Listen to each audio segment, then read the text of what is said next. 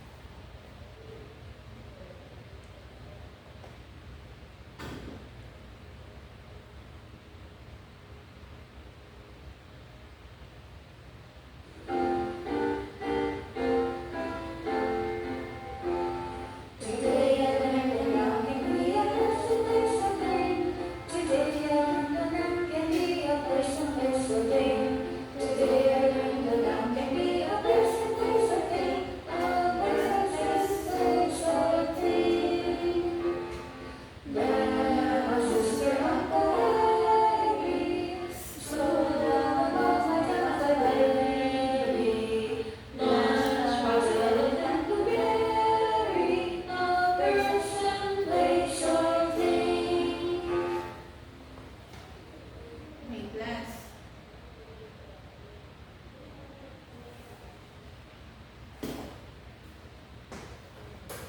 So, after that song, now I will be going to show you a story.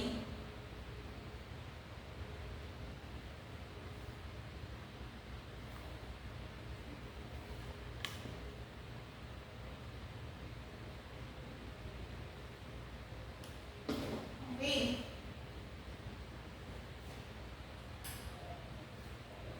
I want you class to read the story and please read it loudly and clear. Please read it loudly. The farmer. The farmer. Mang Efren lives in one of the barangays in Tarragona. He is a farmer. He has 6 children, namely Maria, Marta, Pedro, Juan, Ben, and Kiko to feed. That's why he needs to work hard to earn money. He gets up before sunrise while the air is still fresh and cool to work on the fields.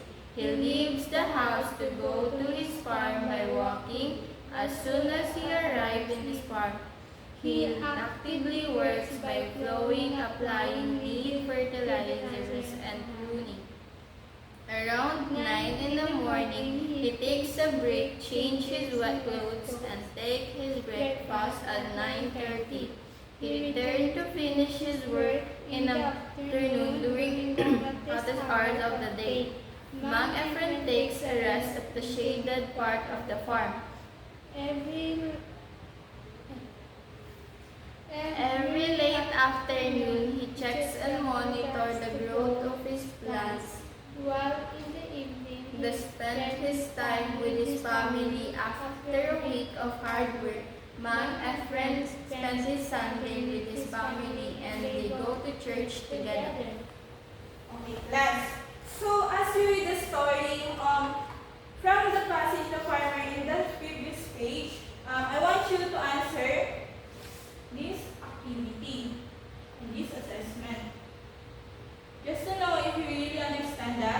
story. So, please read the direction. From the passage, The farmer in the previous page answer the question below. Write the letter of your chosen answer. Okay, class. Now I will be reading the questions, and I want you to answer if the answer is letter A, B, or C. So the number one is, who is the main character in the story? A. Mang Ambo, B. Mang Efren, C. Mang Eddie. Yes, Ivy. Letter B. Very good.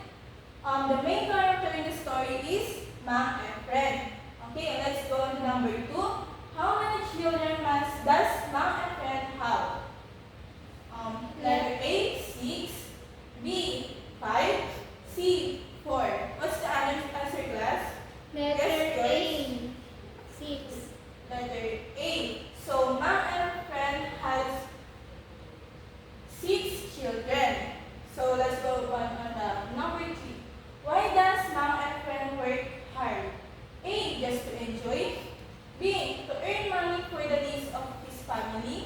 C. The story does not tell. What's the answer, class? B, teacher. Are you sure? Yes. Okay. Mang Efren work hard because he want to earn money for the needs of his family. So let's go on to the number 4.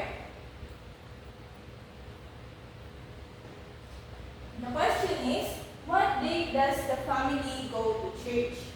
A. Friday, B. Saturday, C. Sunday. What's the answer, class?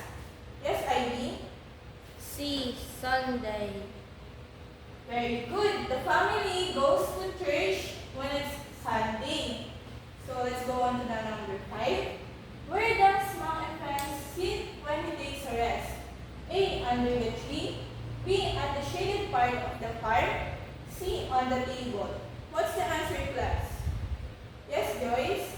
B, teacher. At the shaded part of the farm. Very good. Mang Bo, when he takes a rest, always goes to the shaded part of the farm. Okay. So now, class, for today, what do you think is our lesson for today? What do you guys think our lesson for today? It's about noun, teacher. Very good. Our lesson for today is about noun, or the use of common noun and proper noun. From the story, class, how did you identify that it's a noun? Because all of them are capitalized. Very good, because it's all capitalized. So, but there's a rule, class. There's a rule for common noun. So what is the rule, class? Yes, Ivy?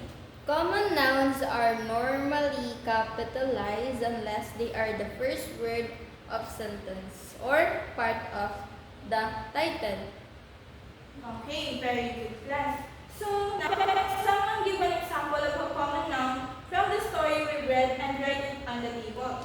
But first, I'm gonna write table so that you can answer.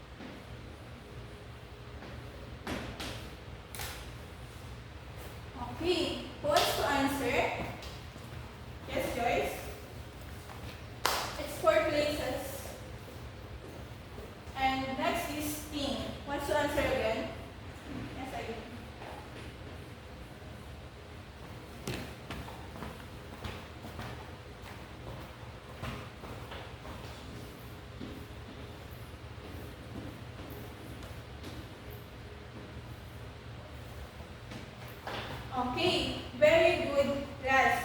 These are the example of common nouns from the story we've read. So, anyone from the class use the common nouns in a sentence and write it on the board? Who wants to answer the first? Okay. Oh, Joyce.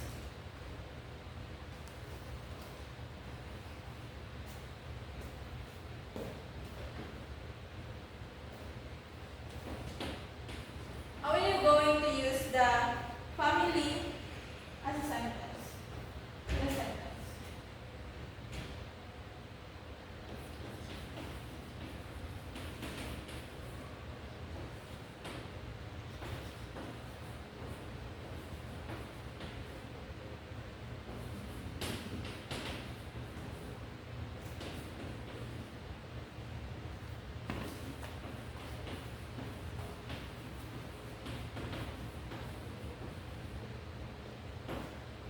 Okay, Joyce, can you read what you write on the board? My family and I are going to Pangasinan. Okay, very good. Next is, can you use the word barangay in a sentence? Yes, Ivy, can you go and write it?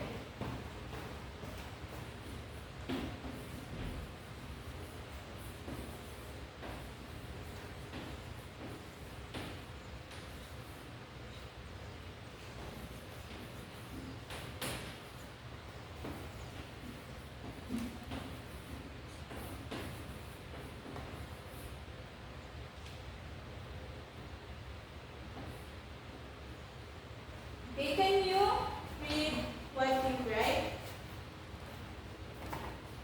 Our barangay is very big. Okay, I will use the barangay in a sentence. Okay, the next one is the close. Wants to answer? Third one. Yes, Joyce.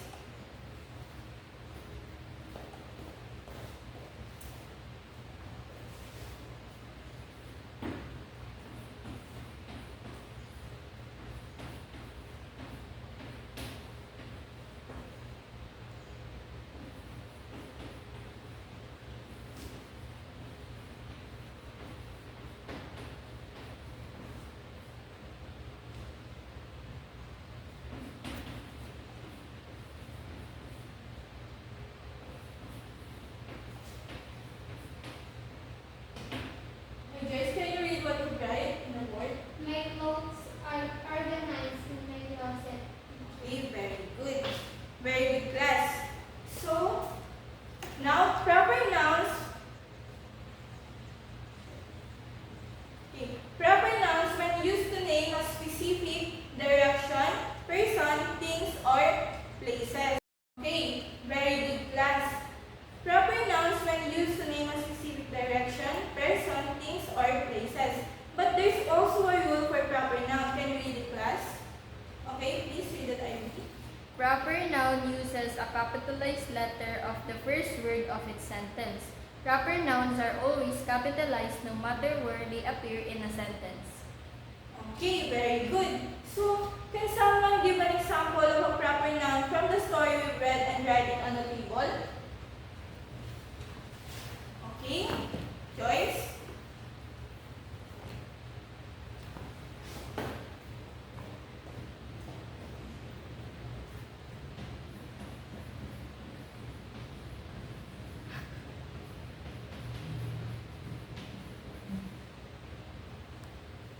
Yes, Ivy?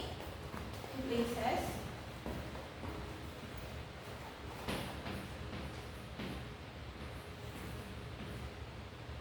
Joyce, can you write on the board what's going to use in the things?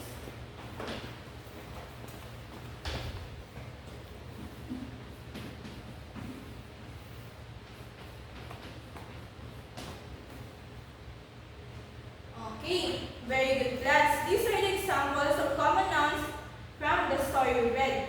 Anyone from the class use the proper nouns in a sentence and write it on the board? Okay, you're going to use the proper noun in a sentence. Okay,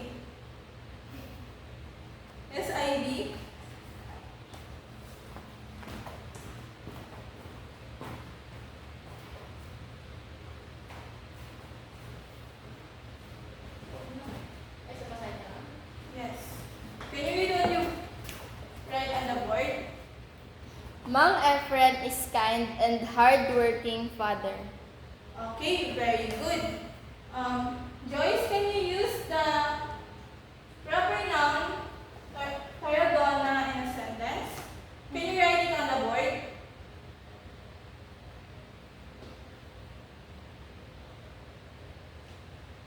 Okay, can you please read it? Tarragona is a beautiful place to live. Very good. The next one is in theme. Use the straw hat in a proper noun. Okay, I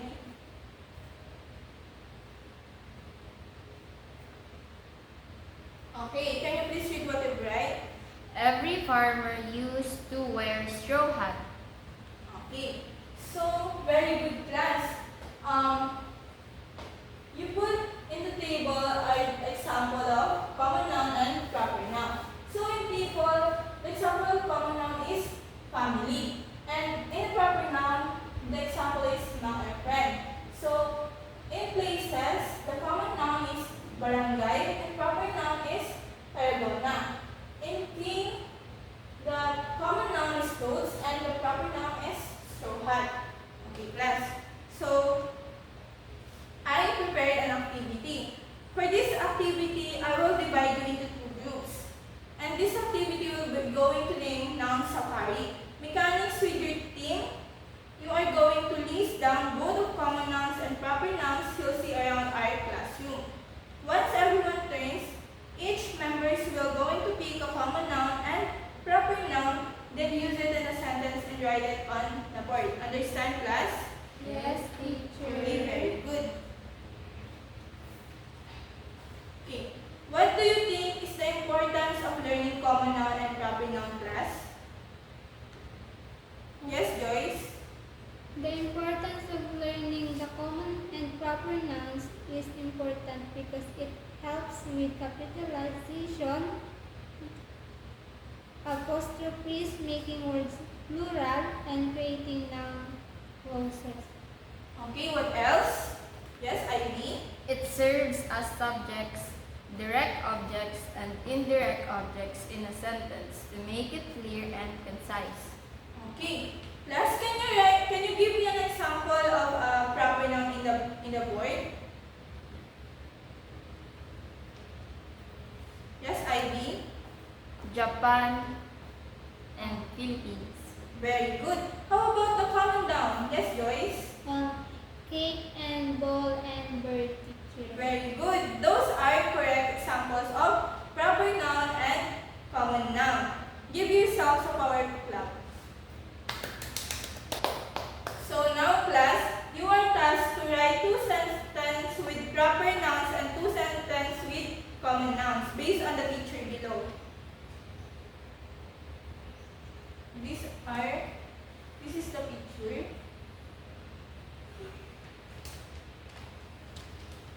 What can you see in the picture, class? A reindeer. And Snow. Santa.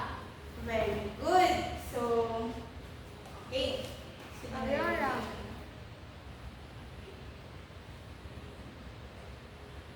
Okay. Class, I know that you've learned from our discussion recently. Can anyone from class give the two nouns that we have discussed? Yes, Ivy? The common noun and the proper noun. Very good. Can you write an example of common noun and proper noun on the board? Okay, now class, I will have an activity again. So for this activity, you're going to fix the jumbled letter. This activity is called Solve Me. So who wants to answer the number 1? Yes, Joyce, please answer the number 1.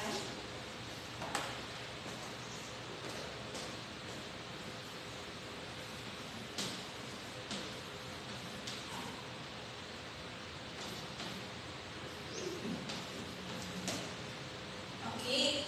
Now, who wants to answer the number 2? Yes, Ivy. Can you go in front?